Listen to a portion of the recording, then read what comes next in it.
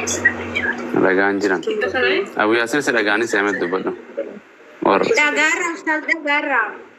Dhaga'uutti jirani. Isin dhagaa jiru ustaas. Amma isintu jiraa nama waanatu jiraa namee Abu Muwaas. Mee amma kallattumaan Abu Muwaas kiyya inshallah wallahi isiniin jaalladha waggaa isinii shahaadaa ijoollee qabsiiftan ofirra jechaadha. Mee muciyyoo kana anumaan fiti shahaadaa qabsiisa. Jaba. Cucu gurraattan afraa baasaa qo'e. Ayyee. Gurraattuma argubbaan heddummaate. Feena nagaan siif haa ta'u akkam jirtu? Amiin nagaa jirtu. Aziizaa si dirqe moo Abu Yaasirtu si dirqe islaamumatti? Namni na ergin jiru. Birri sii kan namni birri sii kan hin jiru? Rakki. Dhugaa inni rannaafin jedhe birruma barbaada biyyaa baane. Laa fedha koodhaan dhaqaniin ta'an. Fedha koodhaan barbaade. Bareeda. Maatiin teeta ortodoksuma moo atuma callaa ortodoksii? Hunduu ortodoksii danduu. Islaamummaa tan hordofaa turte? Anaa kana argitee gurraacha kana takka? Eeyyee. Dhugaa. Bareeda. Online irratti nan hordofa. Keessaanis hin gaafadheen ture. Ajiib. TikTokiin beeku isaan baay'ee nama baay'ee nuti argaman argina. Keessaanis hin gaafadheen ture yeroo tokko. Isinii deebiseere? Sheerii natti hoggootu. Malee namni tiniin eeguudha. Bareeda. Galgala kana duban bas Iyesuus nama waaqa qabaa. Waaqa sagaduuf qabaa. Inni ergamaa Waaqayyooti. Akkuma Nabi Muhammaditti ergamaadha. Akkuma Abrahaamitti, akkuma Musee, akkuma Isaaqee. Kana jettee dhugaa baate? Eeyyee. Maashaallah. Galanni Rabbiif haa ta'u gaa'ii. Waaqayyoon hin nyaatu, hin dhugu. Yesuus Waaqayyootu ergatee kara Waaqayyoo barsiisaa.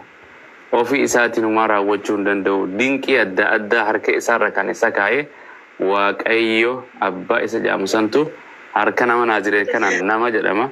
Isa kanaan akka hojjetu Waaqayyoon isa gartee isa barsiisettee amantaa? Waaqni tokko malee hin jiru jettee Waaqayyoon tokkichi sanuu kan ijaan hin mul'anne, kan namni hin argine, kan gurraan hin dhageenye, kan waaqarra jiru, kan lafarra hin jiraanne, kan uumama isaa keessa hin jiraanne. Kan bantiiwwan waaqaatii ol jiraatu jettee amantaa? Nabi Muhammadis ergamaa isa xumura, Islaamummaan isa amantii dhugaa. Ergamoota Aadam irraa ilaan kana Muhammad hundi ergamoota Rabbiitu jaarraa adda addaa keessa ergee karaa Waaqayyoo barsiisan Waaqayyoo tokko barsiisan jettee amantaa? Fadhuma keetiin laphee keetirraa dhugoomsitee fudhachuudhaaf galgala kana gartee gara TikTokii dhufte? Maashaallah hayyee. Na jalaa jettaa quba tokko harka tokko gara Waaqa hundi keessan warra jiratan bira waliin qaba isin haa jettu. Inshallah na jalaa jetta afaan Arabaatiin jennee Oromiin faanis achi booda kenna tole.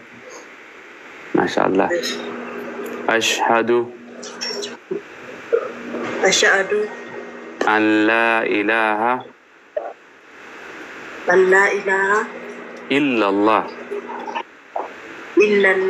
wa ashhadu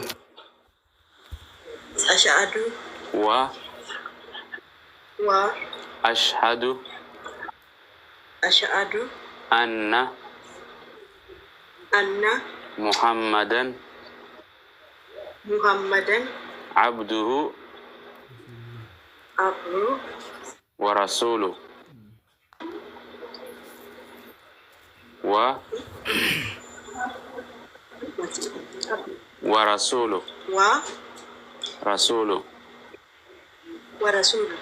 anna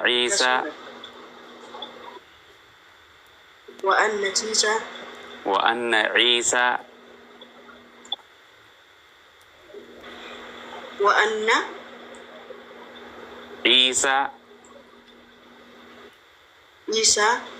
Abdullahi